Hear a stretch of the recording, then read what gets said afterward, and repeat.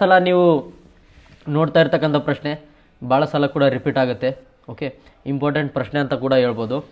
Unit of permittivity of free space. Okay, permittivity of free space. Okay, ಇದನ್ನು ಯಾವ ರೀತಿ ತೊಗೊಳ್ತೀವಿ ನಾವು? ಫಸ್ಟು ಕೂಲಮ್ನ ನಿಯಮದಿಂದ ಫೋರ್ಸ್, ಹೌದಾ? ಕೂಲಮ್ ಇಕ್ವೇಷನ್ ಇದೆ ಅಲ್ವಾ?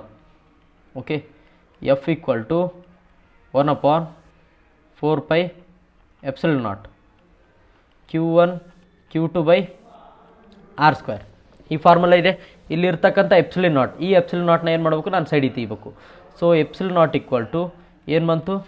Q1 Q2, ಇದು ಕೂಲಮ್ ಇಂಟು ಕೂಲಮ್ ಏನಾಯಿತು? ಕೂಲಮ್ ಸ್ಕ್ವೇರ್ ಡಿವೈಡ್ ಬೈ ಇದ್ರದ್ದು ಏನಾಯಿತು? ಫೋರ್ಸ್ದು ಏನಾಯಿತು? ನ್ಯೂಟನ್ ಇಂಟು ಇದು ರೇಡಿಯಸ್ ಸ್ಕ್ವೇರ್ ಅಂದರೆ ಏನಾಯಿತು? Metre square. Okay, metre square ಆಯಿತು. ಸೊ ಆದ್ದರಿಂದ ಏನಾಯ್ತು ಇದರದ್ದು answer? Coulomb square per newton metre square. ಇದು ε0ದು. So coulomb square per newton metre square. Okay, newton metre square option C ಬರುತ್ತೆ. ಓಕೆ, ಮಿಸ್ ಆಗಿ ಮತ್ತೆ ಡಿ ಹಾಕ್ಬಿಟ್ಟಿದ್ದೀರ.